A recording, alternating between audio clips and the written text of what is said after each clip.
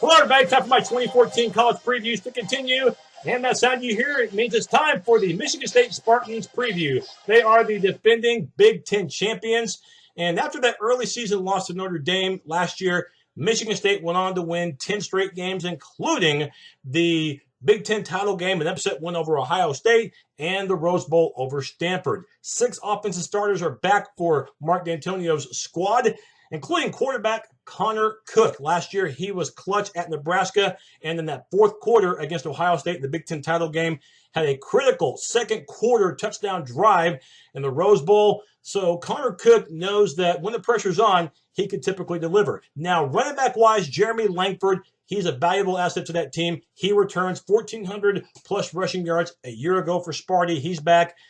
As far as the passing game, this is not one of Michigan State's biggest strengths. The numbers will prove that.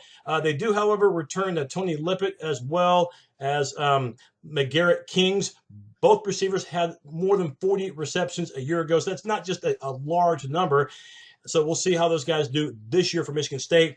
Offensive line-wise, 2 full-time starters are back. The Jacks, talking about all Big Ten center Jack Allen, as well as the left tackle, that's Jack Conklin. Just 2 full-time starters in the offensive line back, but they had as many as 8 players in that offensive line rotation a year ago. So, the starting positions, that might be a little bit skewed because some of the starters this year, they didn't play last year as far as starting, were part of that rotation. So they do have some experience in that capacity. Defensively, now this is an area of concern. Last year, the defense was ahead of the offense as far as progress. This year, probably the offense. Defense is still going to be good this year, but it's going to be hard to duplicate or better than averaging 13 points a game, which is what Michigan State allowed last year. That, by the way, was a third in the country. Biggest reason why was the linebacking core, which is so darn good. You lose 2/3 of it, including All-American Max Bullough, who I thought not only was very talented, was a stat machine, but also other players fed off of him. He was a motivator. He made the defensive calls. He was a leader of that team, so you're going to miss all those intangibles as well. Denikos Allen's gone too, so the only linebacker back is going to be Taiwan Jones. He is a senior, playing that outside linebacker. The line-wise, oh boy, you do return an absolute freak, and that's his name, the Freak. That's Shilique the Freak Calhoun. Should be all Big Ten this year. And Big Ten, by the way, they are known for their defensive ends. The other defensive end, by the way, Marcus Rush, should complement Calhoun just nicely. As far as defensive backs, a little more experience in that capacity, despite the fact that you lose Darquez Denard, another fantastic player that you lose. But you do return Trey Wayans at one corner. And as far as the strong safety, Curtis Drummond should be a shoe-in for all Big Ten. He was one of the leading tacklers last year for Sparty. Special teams-wise, not a bad area at all for Michigan State. In fact, kicking-wise should be great. Mike Sadler last year was 15 of 16, just 1 miss as far as place kicking. When it came to kicks between 40 and 49 yards, he was perfect, didn't miss a one. And Michael Geiger, one of the best punters in the Big Ten, he returns as well.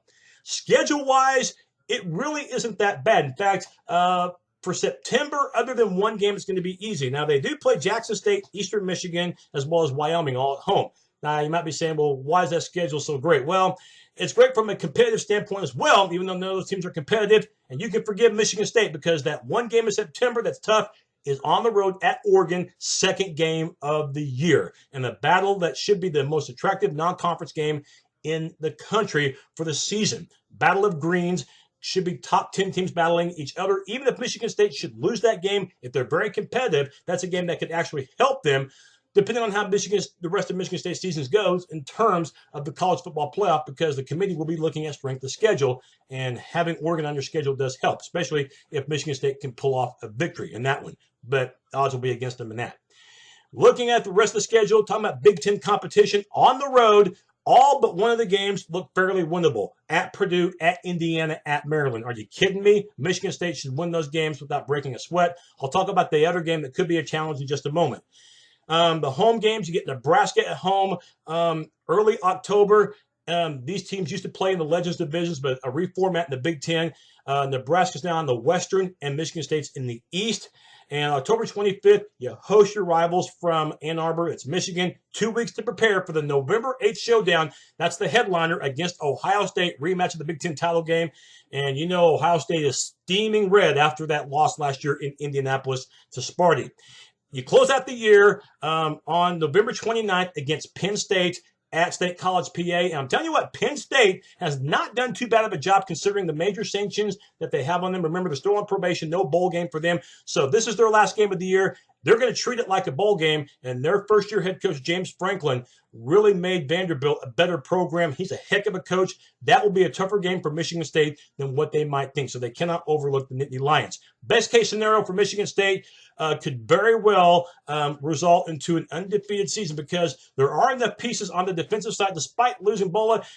This is a team that plays well as a unit, not just individuals, and they have a good enough rushing attack. Remember, the Big Ten is primarily a running league, so they're very compatible for this conference. If Michigan State can stun Oregon, which is not out of the realm of possibility, it'd be difficult but not impossible, and they could do to Ohio State what they did to them last year, 12-0, and an appearance in the Big Ten title game again in the win.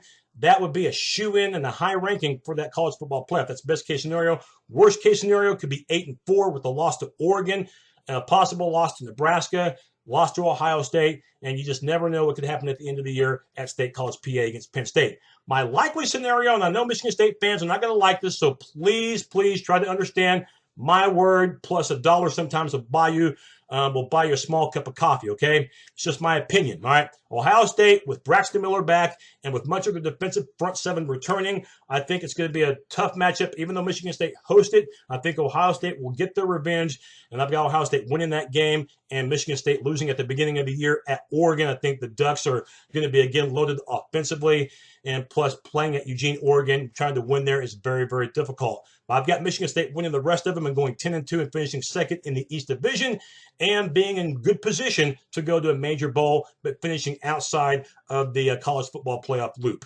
Be a good year for Michigan State, but it'll be hard to duplicate what they did in 2013 because that was really a special year. But I do like Mark Dantonio. I think he's doing great things at East Lansing. That's it for right now. Another report coming soon. Thanks, everybody.